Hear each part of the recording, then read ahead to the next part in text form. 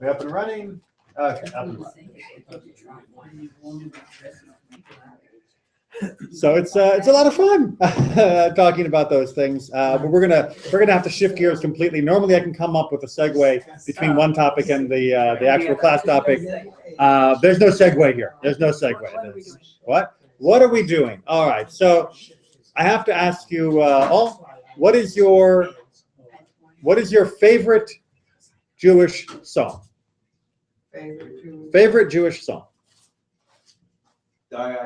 Dayenu. All right. Everybody loves Dayenu, right? Dayenu, Day. And who can sing more than one other sentence of that? No. But we can all sing the Dayenu part, right? We got that Dayenu part down, right?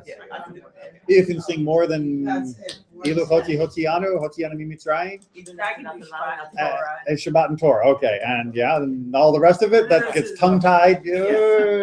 Any other favorite Jewish songs? Hava Nagila, right? How many words are there in that whole song? That's why pretty much two, right? There's another couple that go into it, but that's pretty much it. That's true. That's pretty much it. What's the longest Jewish song that you would feel comfortable singing without the text in front of you? Hava Nagila. Hava Nagila. Yeah. Right? Yeah. Hatikva. Okay, very good. It's all of 2 sentences long. It sounds longer because we sing it slowly. Yeah. Maybe a Don Olam? Or you'd all want a Don Olam in front of you? I like Adon Olam only when it's the original melody that I'm used to. It was that last adjective that was the most important. That's right. Yeah, I'm and used when to. they change the melody, I get annoyed. And Yadon Olam is one of the most flexible songs or poems for adapting to almost any melody. I know that. Yes, and people shouldn't. So wait, which melody is the original one that? Well, there is no the original. The one that Barbara Abramowitz used to sing. I wasn't there for Barbara Abramowitz. When we were on Fern Creek. Is it the Adon Olam Asher Malach? That one? Yeah. Okay. That's the one. That's the original one. That's at Sinai. That was the melody. I wasn't there, so I'm not sure. That's the only melody that solicits salivation on my part waiting for it. Because you know the Kiddush is coming. I know it's coming. Right behind. And of course, the great joke is, remember, Adon Olam is not also known as Fold Your Talit song. We're going to be talking about Adon Olam at the prayer fair in particular on Super Bowl Sunday after the worldwide wrap. Just want to get that commercial in. And you're going to see Adon Olam is so much more than just what we sing at the very end while waiting for the Kiddush and folding our talit. But my point is that most Jewish songs that we know and love and sing are actually not very robust as far as songs go, as lyrics go. We've got plenty of those songs, but we like to have them all written out in front of us. And that's not some great shame. That's because most of us aren't great at learning long songs that we don't have the text in front of us. If you look at most of the top songs that have been at the top of the charts in the last couple of years, you'll see that the number of lyrics is going down and down and down and down. They're becoming more and more repetitive. If you've heard Justin Bieber's Baby, which is quite old now, pretty much the only lyric is baby, baby, baby, baby, baby, baby, baby, baby, baby, baby, baby, baby. Exactly, and that's what he could remember. Well, most of the words aren't worth understanding. Some of them are. I'm not trying to be some, grumpy old man and say, the songs today aren't as good as when I was a boy. There are some very good modern songs, but where lyrics are trimming down because we don't like remembering all of those songs. You want to be able to remember the 4 words in the song and be able to sing it like Hava Nagila or Dayenu and all of those things, which is why we have a bit of an issue in this week's Torah portion of Beshallach. What's our issue? Az Yashir, Shirat Hayam. We are going to sing the song of the sea. right? This beautiful poem which contains the Micha Mocha, which is the one line that people are most familiar with, because it's put into our morning and evening prayers, but it's a lot longer than just Micha Mocha. It's a really, really long song, and it's going to begin on page 406. This is chapter 15 of the book of Exodus, of Shemot, page 406 in your Eitz Chaim Chumash, and it's long. And it looks really cool. We'll come back to that maybe as we go on. We'll see how we do. But the first thing you'll notice, if you look at page 406, and then page 408, and then page 410, and then a little bit on page 412, is it's longer than Hava Megillah. It's longer than Adon Olam. It's longer than Lecha Dodi. It's certainly longer than Shalom Aleichem. This is a long song. And when did we sing this song? On the other shore. On the other shore, right? So we reach, we leave Egypt in this week's Torah portion, and we are heading out. And if you remember, we get trapped up against the Yam Suf, the Reed Sea. And while we are there, the Egyptians begin to chase us. And it's like, oh, we're going to die, we're going to die. We're trapped between the sea and the army. And the waters part. We walk through, we get to the other side. The waters close up over the Egyptians. We're safe. And immediately we break out singing this. Then why does, I don't know, it's somewhere in my memory, there's Miriam's song, and the Lord says, you don't rejoice in the death of people. Okay. And here, it's the same thing. He's rejoicing. Horse and driver, he hurled into the sea. It's the same thing. Oh, I'm sorry. So why is it okay for me? That's good music. Yes. For the horse and driver being driven into the sea. That's good music. You know, it's, Did anyone name that tune? you know, it's, he's singing the same No, idea. Night on the Bald Mountain. So. So why is it wrong for Miriam and right for him? Well, it wasn't wrong for Miriam.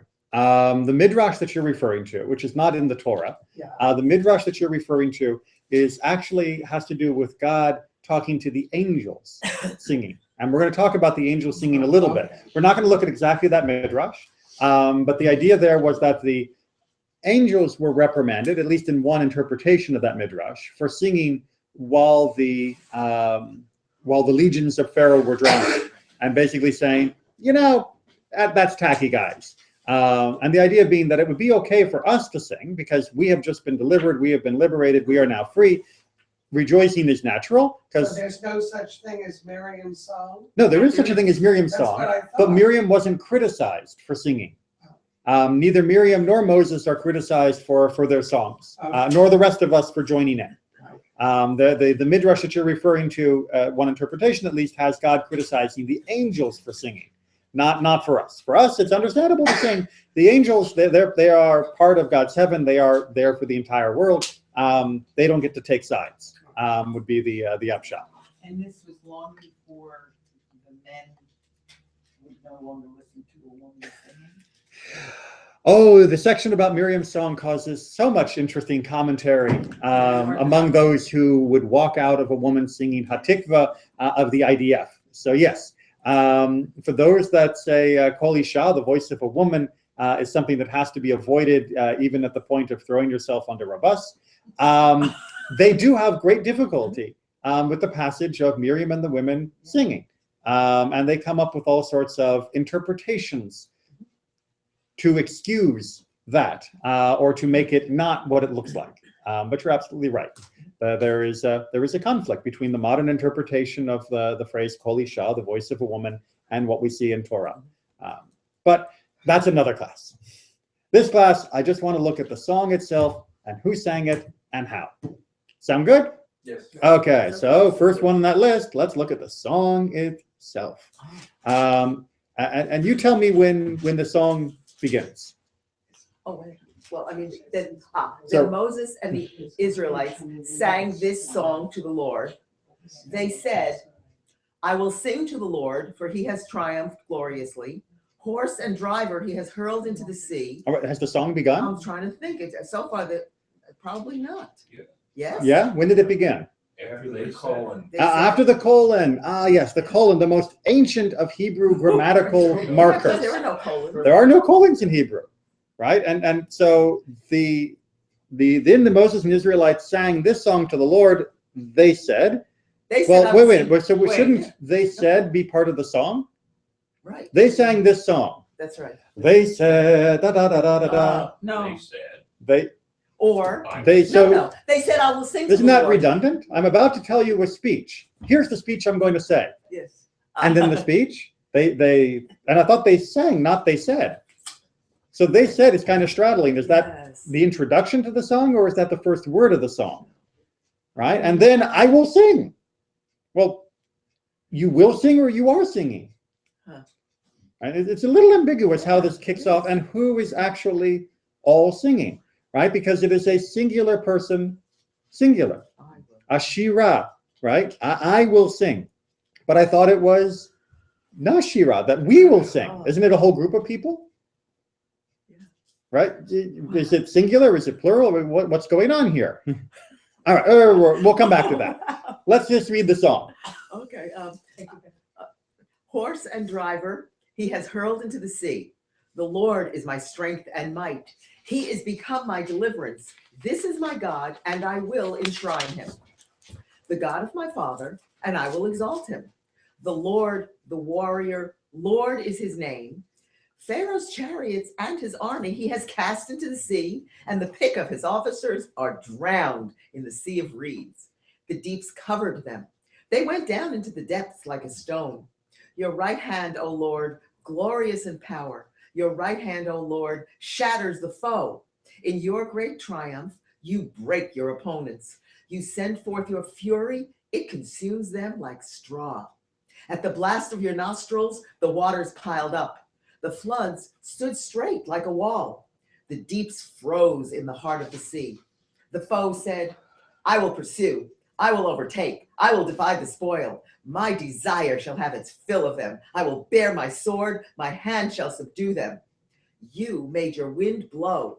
The sea covered them. They sank like lead in the majestic waters. Who is like you, O Lord, among the celestials? Who is like you, majestic in holiness, awesome in splendor, working wonders? That's the Michamocha phrase, by the way, if it sounded more familiar than all the rest of this. Yes. You put out your right hand, the earth swallowed them. In your love, you lead the people you redeemed.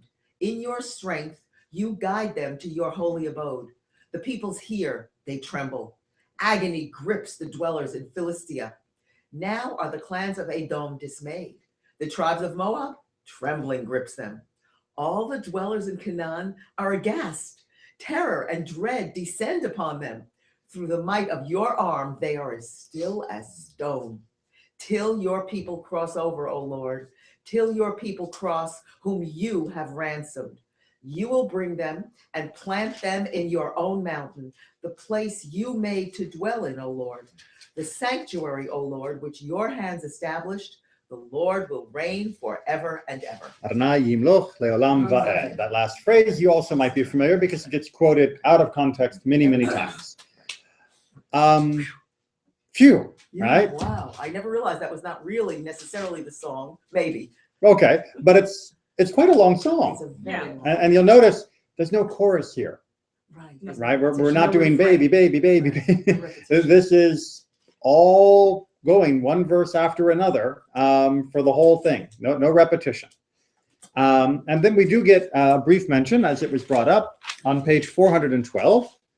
There's a short summary of, again, why the song is being sung, and then the Miriam refrain. For the horses of Pharaoh, with his chariots and horsemen, went into the sea, and the Lord turned back on them the waters of the sea, but the Israelites marched on dry ground in the midst of the sea. Then Miriam the prophetess, Aaron's sister, took a timbrel in her hand, and all the women went out after her in dance with timbrels. And Miriam chanted for them. Sing to the Lord, for he has triumphed gloriously. Horse and driver he has hurled into the sea. Which, if that sounds a little familiar, Yeah. that's because those are the opening lines that we had on our first page. And if you go back, all right, you'll notice that it is exactly the same, except rather than being Ashira, I will sing to God, it is Shiru, Ladonai, sing to God. It goes from being the first person future I will sing to being the plural imperative. Everybody sing. But apart from that, it's a carbon copy of that first sentence, which brings up the issue that many people have about Miriam's version. Was that all that Miriam and the women sang? Or was that sort of the equivalent of saying ... You know, that they sang this and all the rest of it too, but they're not going to write the whole song again. So they just go ahead and write the opening and say, and then the rest, you know. Well, they would, Like kind of like Hava Nagila. And keep repeating. Keep repeating, yeah, and because dancing. their function was, I mean, it's very clear here, their function, I mean, their expression was dance. They were Not dancing and they were necessarily- timbrally. Right, they were making, you know, the sound and dancing, where usually you don't have a very long I mean, you wouldn't want to try to dance dance to that to the very- entirety of this Right. song. The short two lines would be okay to dance to. All right, so the You can question, repeat it. so the question of, So you're tired. right, the question of what was sung and who sung which part is not a new question. This is a question that goes all the way back to the days of the Mishnah and the Talmud. And so we're going to look at how our ancestors have wrestled with this. I want to put up on the board, though, some basic ideas of, so who sang? We basically have a question of Moses, right? And Israelites, or to put it another way, the rest of us, right? Of who sang at different points. Now, we have an idea that Moses sang and the Israelites sang. That's sort of established in that first introductory-ish verse. And then, of course, we get Miriam and the women as being a sort of additional mention. But for the moment, we're gonna focus on this. But the question is not just who sang, right? So we have a question of singing, and we kind of sort of think both are singing, but we're gonna have to come back to what they sang. But we also have to come up with who wrote it, who came up with the song. I don't know, maybe you're going to address this probably, but in the us, are the women included? And that's another question. Oh. Did the women sing in the us that was there in the very first part of the song, or were the women singing parallel to the men also singing with Moses? Was it like Moses and the men were singing and the women and Miriam were singing, or was it Moses and everybody sang and then Miriam and the women did the encore presentation? It's not 100% clear whether this is parallel or sequential, and whether the us is the full male-female us, or whether the us is just half of that that gender balance. I'll bet the Orthodox take on that. Yeah, right. The men. Yeah, behind the curtain, and you know they had a scarf over the top. Yeah. You know what? If they're going to dress like that, maybe they should be behind a curtain. Okay. Oh, you should see so much. We have, yes. Shall we get down to how the Talmud tried to resolve this? And we're going to quickly find out, by the way, there's more than one way to try to resolve this. What a surprise, there's more than one opinion. Single space, both sides. But it's 14-point font. Yeah, well, okay. It's when I go to 12 points you get worried. Rabbi Yossi the Galilean says, when the Israelites came up out of the sea and saw their enemies strewn as corpses on the seashore, they all burst out into song. And how did they recite the song? Right, so here's your question. How does everybody suddenly sing? Right, if you've ever seen a musical, right, everybody's walking along and then all of a sudden you have a song and dance number. And did you ever wonder, how are they supposed to all know the words and the dance moves? Right, I thought they were in the middle of, you know, a revolution in France. When did they all practice and rehearse for the dance move? Right, Les Mis being the reference there, right? It's 7 brides for 7 brothers. This is, you guys are rehearsing this over breakfast and then you go out. No, it seems really weird that this happens. But Rabbi Yossi has an explanation. Even a child lying on his mother's lap and an infant sucking at its mother's breast, when they saw the presence of God, the babe raised his head, and the infant took his mouth off his mother's teat, and all responded in song, saying, "This is my God, and I will glorify him." Ze'eli ve'anvehu. For it is said, "Out of the mouths of babes and sucklings you have established strength." From the book of Psalms. Rabbi Hold on, we're going to come back. Rabbi Meir is going to do a one-upsmanship, but let's make sure we understand this. Babes and sucklings. Babes and sucklings, right? You got a baby on your lap, Yeah. you got an infant against your chest, the They told me literally. water has parted, you went through, it's closed, the Egyptians are dead, nothing like this has ever happened in the history of the world, and suddenly the baby lifts up its head from the breast and goes, That's what it's saying. That's what it's saying. Right? That the infant at the breast sang. I'm not looking at a lot of happy faces around the room, no? Everybody knew the words. Everybody knew the Everyone knew words. the words. But how would And the they have mouth. known the words then? It's a miracle. No, It- the miracle Well, is the if part the of babe could do that, then Even the just as well, everybody can know the words. Okay, so if an infant can do it, there's no excuse for anyone else not to know it, right? And it's universally God can do known. Wondrous things. God can do wondrous things. What was the wondrous thing?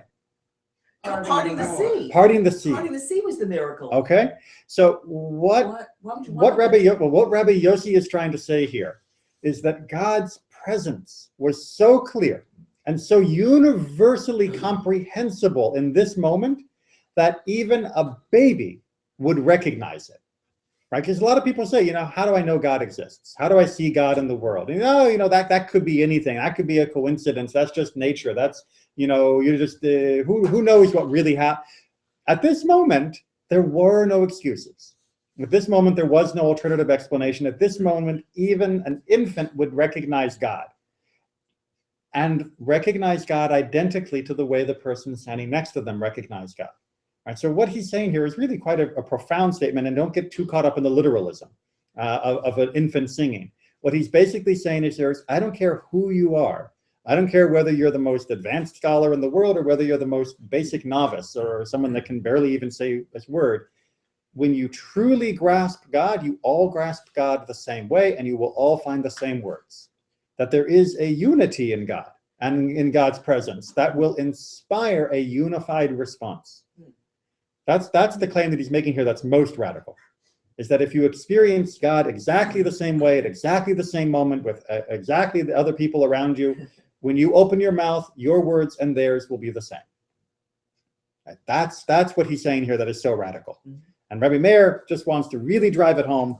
Even Rabbi Meir says, even fetuses in their mother's womb broke out into song, because it said, "Bless God in the great congregation, the Lord, O you who are of Israel's fountain." Who is of the fountain of the people? Well, fountain is a wonderful metaphor for womb. Right? So that's what he's going with there, is his poetic interpretation. But it's again basically saying, even if you weren't born, you would understand God if you saw this. Right? And you would be able to sing in unison. And sing in unison, again, don't get caught up in the literalism. It means you would reflect on God the same way. Everybody's experiencing the same God here. Right? This is a one God moment, and one being writ as the big word. Make sense? Maybe? Okay, so one explanation here, may or maybe not meant to be taken literally, is the idea that basically everyone experienced God, and therefore they were, in a sense, divinely inspired. It's not that God was putting the words in their mouth, it was just, these are the only words that match the event that was happening. And everyone from littlest to oldest, those are the only words that could possibly be uttered at that moment. Most of us, however, on a literal level, would probably be a little uncomfortable with that idea, because, we're just skeptical by nature. But don't worry, there are other rabbinic interpretations of how this goes that might fit your skepticism better. Okay. Yeah, Rabbi, is there any sort of discussion as to why a song rather than a sacrifice? I realize that they may not have had anything to sacrifice, but it seems like in Genesis, whenever there is a moment of connection with God, it's followed by, and an altar was built. Right. So you will see. We're going to have some passages from the great commentator Shadal. I wish I had more room and more time to go into more of what he said, but he had a wonderful discussion about how basically sacrifices and song are the two instincts that people really have for a godly moment. That a song is a natural outpouring the same way that a sacrifice, the symbol of a physical gift, is a natural outpouring of a godly moment. So you're right on the money, I think, with the idea that it may seem surprising to us because most of us are embarrassed by our singing voices and don't think to come up with songs. But a song is a very odd and very unique human reaction.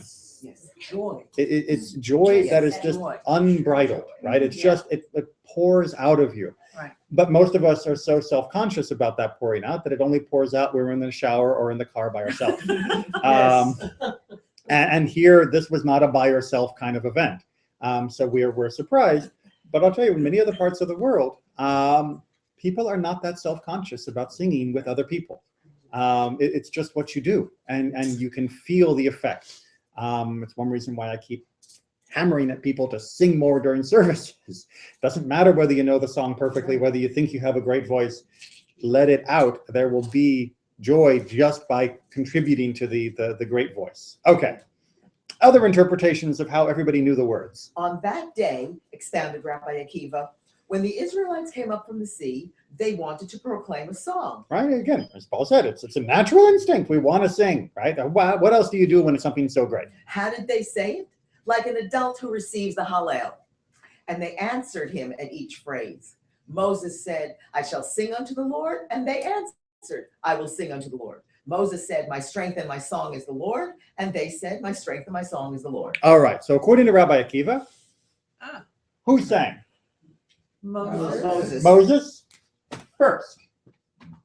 And then the people Repeated. second. Who wrote the song? Moses. Moses. Divine inspiration. And they copied, Right. right? And it was verse by verse. The same way I'm sure most of you have learned songs, Yes. right? You have somebody sing a line, and then you repeat the line. And then they sing the next line, and then you repeat the next line. So Rabbi Akiva, very sensible, he says it's just like Hallel, right? When you're doing Hallel, this is one of the ways in the ancient world that it was more common because people didn't have their own copies of Hallel to sing from. You would have a leader who would sing, and then everyone would repeat it, so that way everybody could say Hallel. It wasn't just me listening to you, I got to say it too. Make sense? Mhm. Okay, but we have disagreement. Rabbi Eliezer ben Rabbi Yossi the Galilean says, Remember Yossi? yes. In our first text, Yossi was the guy who Oh, yeah, said Yossi, that right. the babies, looked up from the breast and sang all on their own. So His son has a slightly different opinion. His son said, they proclaimed the song like a child who proclaims the Hallel, responding to him with the foregoing phrase as follows. Moses said, I will sing, and the Israelites said, I will sing. Moses said, my strength, and they said, I will sing. Okay, so here's what he's saying happened. Rather than it being each verse being repeated one after the other, it's Moses says the first verse, and the people say this refrain, right? I will sing unto the Lord, right? Ashira Ladonai, right? And then when Moses went on to the next phrase, they repeated that same beginning phrase over and over again, right? Just like we do in Ki Le'olam Chasto, right? What we also call the Great Hallel, and what we do in certain times during the other Hallel, especially during Sukkot, is the tradition that the reader will read one part and the congregation will repeat the same phrase after each line that the reader has just done. Mhm. So now we have not people singing second, we have people singing second, but it's limited. Right? We just keep saying the same line over and over again after each line that Moses says. Make sense? Okay. How many of you think you could learn that? Yeah. Yeah. Yeah, that I can. That's a Hava Nagila level learning. Okay. Or Rabbi Nehemiah says, they proclaimed the song like men who recite the Shema in the synagogue, for he first opens and the rest reply following him. all right. So the rest reply following is basically saying one guy gets it rolling, and everybody joins in and also sings. And that Rabbi Nehemiah is basically saying Moses started it, but we joined. It wasn't that we were just repeating, we merged, right? Moses was number one, and then we came up and now we're joining him. And that means, according to Nehemiah, we are coming up with it at the same time as Moses. We aren't waiting for him to teach us. We are singing it concurrently. Right? We're back to the baby's metaphor. Yeah. Make sense? Okay. And we're going to clarify it a little bit in this last part of the text. Concerning what do they dispute? What are they arguing Right. about? What is it actually that they're arguing over? And they're basically going to look back at our text from the beginning of the song. Rabbi Akiva holds that saying refers to the first clause. Rabbi Eliezer holds that saying refers to each item. And Rabbi Nehemiah holds, and he said, it means that they all sang together, and saying indicates that Moses opened and the rest repeated after him. Okay, so if you remember at our very beginning of when we looked at this text, we got all caught up on the phrase of Vayomru lemor, and they said to say, right? This is really weird Hebrew that we had they said and then they said, and even the English doesn't do a justice of how awkward this is. And what they're arguing over is how do you interpret those two words, right? And they said, saying. Which word indicates what person doing what? And that's what they're arguing over, right? Rabbi Akiva holds that saying, right? The lemor part of the verse, that refers to the first clause, right? And then everybody would say after that. They said saying and then repeating, and saying and then repeating. And then Rabbi Eliezer holds that the saying actually refers to the same item, every item, which means they said, Ashira Ladonai, I will sing to God. That is what they said and all that they said. And the saying, see, it's just really hard to do this. Yeah. And the singing of the rest of it was Moses, but their saying was only of that line. And then Rabbi Nehemiah says, no, and said, the Vayomru, that just means they all sang together, and the saying, which is in this weird sort of form, that just means that Moses was starting, and then everybody repeated after him, and they were all going together. So we have three different versions. Which one's right? But the only one that doesn't require you to believe that they all knew the song automatically or Yes. miraculously is the first one. Correct. The most rational. That Moses said the verse and people repeated the verse. Absolutely. The only one was Rabbi Nehemiah. Is the only one that actually requires everybody to spontaneously know the song together. Even the guy who is the son of the rabbi who taught that the babes and the sucklings knew the song when they witnessed God's presence, even his son is saying, no, they just repeated the same line over and over again, and Moses was the one who sang the song. Moses was the one who came up with the words. Are we happier with that? I don't know if happier is the word. But there's Comfortable. arguably a consistency to it. It's like, Rabbi, when you, I forget what it was called, but when you, the nature of God, when you talked this Sunday, when you talked about in terms of like radio waves, that the message is there, right? But you have to be attuned to hear it. And Moses was arguably the most attuned human being in the history of the world. Yep. Right? So Understanding God, it's on YouTube. Yes, understanding God. So in the same way that Moses, fast forwarding, is the one who heard the 10 statements, and Moses is the one who heard all the other pieces. Right. So too, this would be the first, or not the first, but the first instance post-Egypt of Moses hearing what the Lord said. Okay, so there is there's a lot of sense in what the rabbis are saying, and we're going to see echoed by commentators later as well. That makes most of us comfortable. It seems intuitively right that you've got Moses, right, and up here we're going to call that God, and Moses is closer to God, right? And I apologize for the cloud as a stand-in for God, but what else am I going to draw? And Moses is closer to God. And then you've got, us, the great mass of people. We're all holding hands because it's quicker. Okay, we got a whole lot of people down here, and we're way, way, way away from God, right? Our radio, to use the Understanding God metaphor, is not so good. It's one of those Radio Shack kits that you bought. And so we don't tune into God's channel so clearly. So Moses hears the song. He's divinely inspired. and one way or another, he's helping us out. Right? That's a model that makes sense to most of us. Yes? And indeed, if we read the next two commentators, we'll see that they echo that. Ibn Ezra says, the verb is in the singular because Moses alone composed it. Right? And taught And taught it to the Israelites. That's why is it the Ashirah, I will sing? Because Moses was singing, and the rest of us were just following along as he taught it to us. And Abarbanel seems to agree. After each line sung by Moses, the Israelites sang this line as a refrain. Actually, he disagrees. He says they didn't even sing the whole song. They just sang the Amen version, right? They just sang the same line over and over again after each line he composed. So it's just, yeah, ditto, Moses. Yeah, yeah, yeah. That was our contribution. And there is a certain natural order to that feels good. That Moses is great, he gets the full song, and we do the best we can, which is hip, hip, hooray, after each of his beautiful poetic lines. Makes sense, right? Anyone going to object? No? One of those two. One of those two. See, this is where our reason makes us down on ourselves.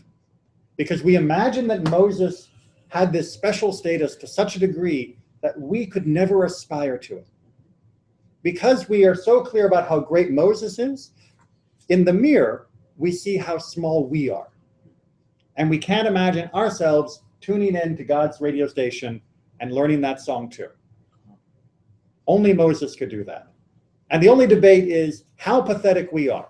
Are we so pathetic that we can only do the refrain, the hip, hip, hooray after each line? Or are we so pathetic that we can at least repeat it as he teaches it to us? But certainly there's no way we could sing it first run alongside Moses. So our respect for him often denigrates ourselves. And as we're going to see when we get into this next midrash from Shemot Rabbah, Moses and Israel are almost used interchangeably.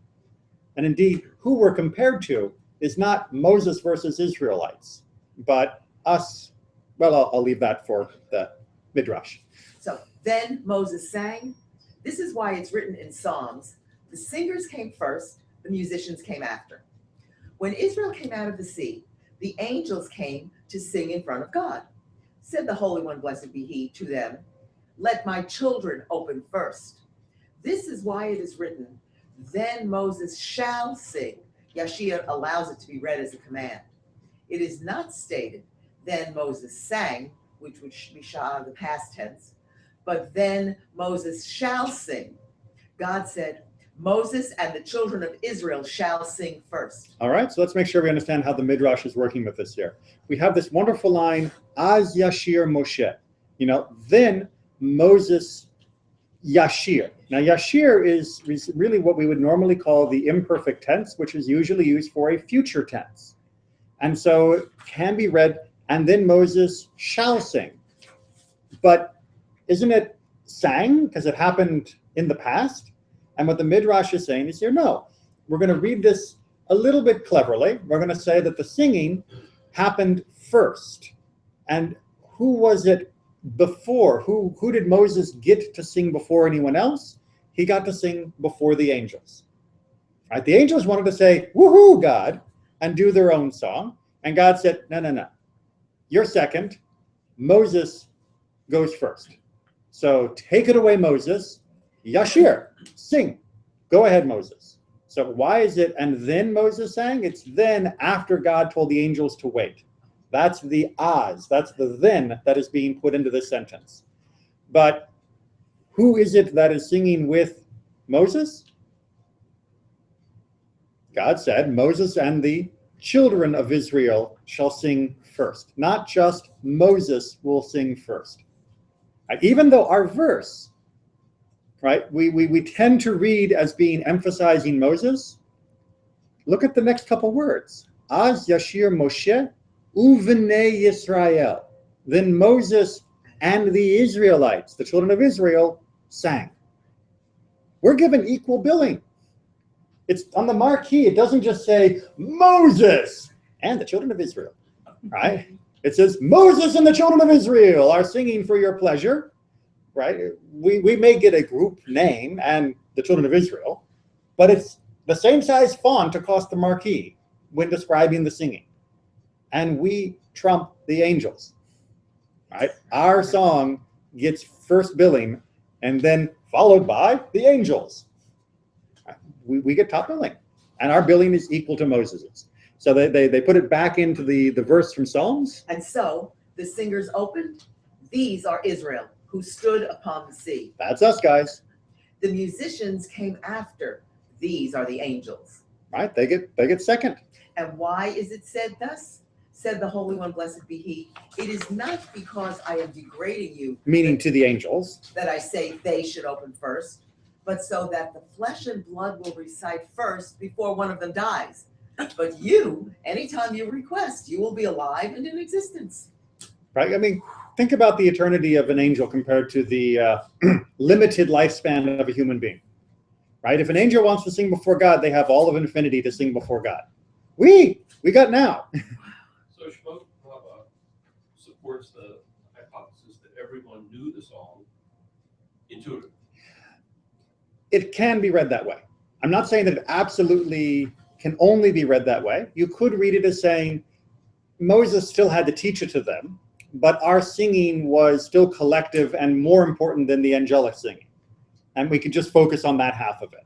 But I think the Shemot Rabbah is also leaning towards the fact that saying, no, actually the singing of the people was equal to Moses. And it doesn't have to be only just equal in importance, it could be equal in composition. And that is still a bit of a tension. These questions of who sang what and when haven't gone away over the centuries. And so now we're going to look at a few pieces from Shadal, who's just a great commentator from the 1800s. He was dealing with many of the same questions that we deal with now, the questions of modernity. So, Harriet, if you would. Sure. Some of the critics of our time date this song much later than Moses. They say that it is improbable that he would have composed it instantly at that time. It sounds like a reasonable problem. You remember, we only salvaged the idea that this song was made up on the spot because we put Moses so close to God and we believe in divine inspiration and prophecy. But the rest of us, well, if you're just flesh and blood, nobody makes up this song as they go. Mhm. That's what we were saying.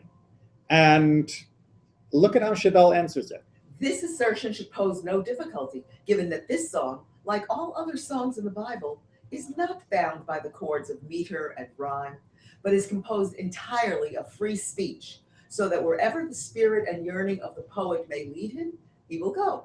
Like Jacob and Moses delivered their blessings at the time of their death, and David's psalms while his spirit was troubled when he was fleeing. Right? So he's looking at three other examples. Spur of the moment poetry and song, which is identical, just one has, a few guitar chords and the other doesn't, is not that hard. You can even do it when you're about ready to die or when you think you're about ready to die, like David was when he was running around hiding from Saul or Absalom and writing psalms. It's just a matter of the spirit.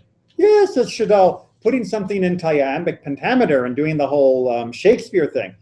That you want to have a nice quiet study and be able to sit down and write it out and work out your rhythm and meter and everything.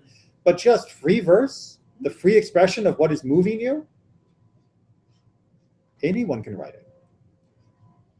Anyone can do that, right? As you are moved by the moment, you can come up with the words that you are feeling. Yeah, but they all said the same thing. Okay, so we haven't got to the unification, but at least we recognize that what Shadal is trying to bring to here is that we're not saying, which is interesting, by the way, and this is one reason why, not this particular text, but in general, why Shadal is a question mark in some communities of whether he is acceptable as a commentator. He doesn't say, oh, it's okay because Moses was so great. He's saying it's okay because it's not that hard. The rest of us can do it too. Right? So rather than by defending the elevation of Moses, he's defending it by actually saying the poem's not that difficult to come up with. You could come up with that poem if you were in trouble or happy in this particular case. Right, well, the question that he's asking is, people said, this is written here that Moses said it right away, but he didn't. This happened much later, and then we put it back here. Exactly. That's They the said, question he's answering. I'm sorry, Moses did not write this while his feet were still standing on the shore. Right. Moses must have sat down and he would have had to write it, or maybe even after Moses was dead, someone else wrote it, and then they just pasted it back into the text. And he's saying, no, this is not something that's unbelievable to have been written on the spot. Because people write all sorts of things when they are troubled, or they come up with all sorts of things while they're troubled. And they can be really, really good. Okay, and furthermore, these critics raise another objection from the song's allusion to the temple. That was in verse 17. But they do not see that Moses' intention in leading the people out of Egypt was undoubtedly that they should fear God and make him a sanctuary. It doesn't actually mention the temple specifically. It says, take them to God's mountain. Well, duh. What did they think Moses was, or what did Moses think he was doing when bringing the people out? What did the people think they were doing when they were coming out? They had told Pharaoh they're leaving so they can go worship God. That was the explanation they gave the boss, right? When they asked for a few days off. And so the fact that they mentioned something that we know later will become the temple doesn't mean they were thinking the temple of Jerusalem at the time. Again, notice, he's not saying Moses knew that the temple was going to be built 1,000 years after his death and all of that. He's saying, no, everybody knew that they were going to serve God, so why not mention serving God? And just because we retroactively project their description of serving God as being the temple doesn't mean they were thinking about the temple. It just meant they were thinking about God. So critic number 2, out of the way, says Shadal. Further. They further object that it would have been impossible for all of Israel to learn this song so as to be able to sing it. This is a valid point, but long ago, the rabbis were divided as to how the Song of the Sea was sung. All right, so at the sea, right? So here he does kind of agree with our room's skepticism, which is, okay, well, maybe everybody could come up with a song, and maybe everybody would have allusions in it to something that we would later recognize retroactively as being the temple. But come on, they all were singing the same song? Take 15 people and give them a life-changing, joyous experience, and you're probably going to get 15 different songs. That he is willing to concede as being a possible objection to the Song of the Sea. But his answer is to say, but we've already discussed this, and no one ever claimed it had to all be in unison, and that it had to all be everybody singing it together. Well, nobody ever claimed it, but nobody ever claimed that there weren't valid people who also claimed it wasn't like that. And he's going to give his own presentation of that. I say that Moses declared, I sing to the Lord, for he has shown himself supreme, horse and rider has he thrown into the sea. And Israel responded, horse and rider has he thrown into the sea. Moses said, my strength and my song he is, Yud. He was my salvation. And Israel responded, horse and rider he has thrown into the sea. Similarly, Moses said each part, and Israel responded with just horse and rider he has thrown into the sea. It would have been easy for the people to learn these 4 words by heart. Sus v'rochvo, Rama v'yam. I make you bet if we spent 2 minutes, you could all learn those words quite easily. Yes. And that's and ultimately he says, look, no one said that you couldn't believe that the song was written spontaneously and that the song was sung by everybody in a way that allowed everyone to participate. And you can go that entire spectrum. You can believe everybody from the infant baby all the way up through Moses was singing absolutely in perfect unison, like the Broadway musical style. Or you can believe that Moses was composing it as he went, and as he finished a sentence, everybody repeated the sentence. Or you can believe Moses was composing it as he went, and after he finished a sentence, everyone did the easy line, horse and rider thrown in the sea, horse and rider thrown in the sea, horse and rider thrown in the sea. All of it is still supported by the text.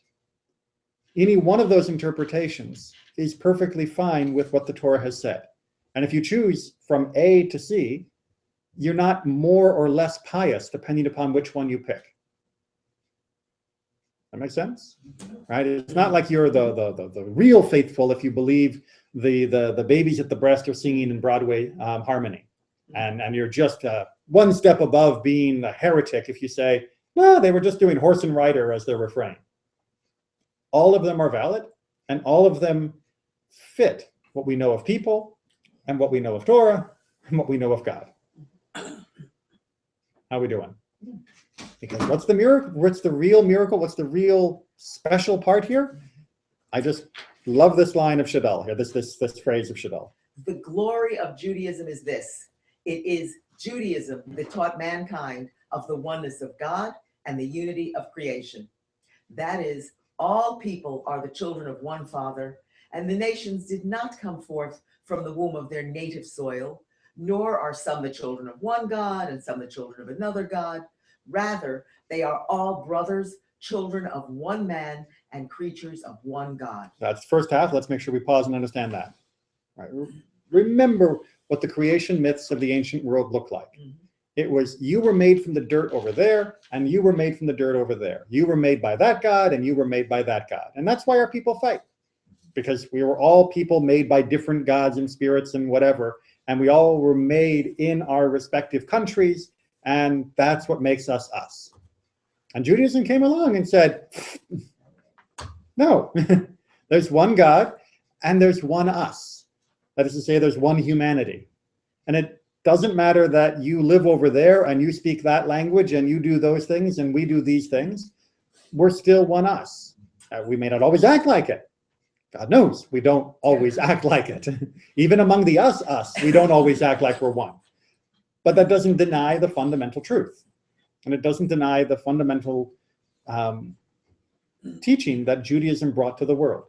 There's one God, and therefore there's one creation. And that means all of us in creation are the same, up to and including. So too, all creation, heaven and earth, sea and dry land, sun and moon and stars, domestic and wild animals, birds and reptiles and fish are all the work of one God. Right? The sun, the moon, the stars, the fish, and the lizards, and the bugs, they are also your brothers and sisters. As far as being part of the creation that was made by one creator. Right? We are all drawn from the same source. Period. There's just no other way to say God made, snails out of icky stuff and made us out of good stuff. And God made stars out of wonderful stuff and us out of icky stuff.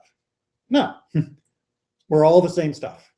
And we've all got the same designer. You can't claim that one was made by the top Paris designer and the rest of us were made by whoever makes stuff for Walmart. It's no, the same designer, the same craftsmanship went into every single part of creation. But the creator and the creation are infinitely separate from one another. And the whole world is in the hand of the creator, like clay in the hand of the potter. It is not beyond his power to change his creatures as he desires, and all changes that take place in the world are according to God's will.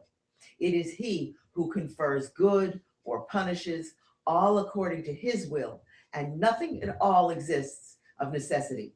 This is Judaism. Its exact opposite is Spinozism. And Spinoza was still a big deal back then. That's why he's mentioning him. But he's basically trying to take apart the opposing view that God is the sum total of creation, as opposed to God being beyond creation. So Spinoza, as Shadal is reading him, basically I had the idea of what we call pantheism, that God is all things, that God is the sum total of the universe. And Shadal is saying, no, God is the sole creator of all the universe, and we are all brothers with every single atom in existence. But God is not the universe. God is the creator of the universe, the same way that the potter is not the same thing as the pot. That they are two different things. The pot is all one thing, but the pot and the potter are not one thing. That's what he's trying to say here at the end. And it comes back to our first statement about the baby being able to sing, right? Because Rabbi Yossi Hagalil was trying to say that not because it was just this wonderful image of a baby, looking up from eating and going and singing, although that is cute. And someone should definitely do an animated version of that. But because the idea was God is one, and if we truly recognize God's oneness, we would all sing the same song. not because we would be beaten into submission by those who forced us to all sing the same song, not because we would only know one song because we were forced to get rid of the other songs. We would sing one song because there is only one source of all joy and life in the universe. And if we sing the ultimate song of that oneness, it will be the same song. Right? No matter who we are, where we are in the world, in time, or in our own life. But most of us are not able to see that oneness in perfection, and therefore we all have our own variety of songs, and that's not so bad, because variety can be good. But we also shouldn't be in competition for which song is more, or to degrade the songs that others sing simply because they're not ours. Because the singing of songs should be something that is celebrating this oneness, which is why we get to this interesting question in Megillah about, well, why don't we do Hallel for Purim? Right, which is, Hallel is the standard song we do for other events that don't have their own songs written for them. This has its own song, but other events that are celebratory don't. We don't do Hallel for Purim. And they raise the question in the following way of why not? If for being delivered from slavery to freedom, we chant a hymn of praise, should we not do so all the more for being delivered from death to life? Right, so they asked the question sort of rhetorically, because the ultimate answer is going to be no. They have other reasons of why we don't do Hallel for Purim, but the answer, the basic instinct is the one that they want to tune us into. Remember, the Talmud never asks a question that it doesn't want you to at least think about, even if the answer is ultimately no. And so they asked the question here because you should realize we're singing the Song of the Sea, and we sing Hallel and our other celebratory songs from going from from slavery to freedom. Shouldn't we even sing more when we go from potential death and disaster, like we were facing against Haman, to life and redemption when he was overthrown and we were spared from being killed? Like I said, they come up with other answers of why we don't. But he's saying the instinct to sing in those cases should be the same instinct. Put that together with Shadal, that we are all one. It means when we see anyone go from slavery to freedom, we should sing their song too. It's our song. When we see anyone who was threatened with death survive and be given life, we sing their song too, because it's our song. It's all one song. It's not just a zero-sum game or a zero-song game, where if they're going from slavery to freedom, that somehow doesn't concern me, or it's at my expense.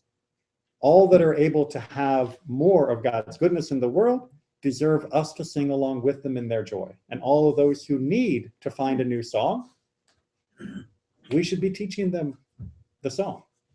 We know what it is to sing a song of happiness, and we know what it is to find redemption. And there are lots of people in the world who need help finding their own song and finding a way to sing. That's our song too. Okay. Keep singing. He made some of us tone deaf. Well, the great thing is God does not grade our songs based upon the American Idol criteria.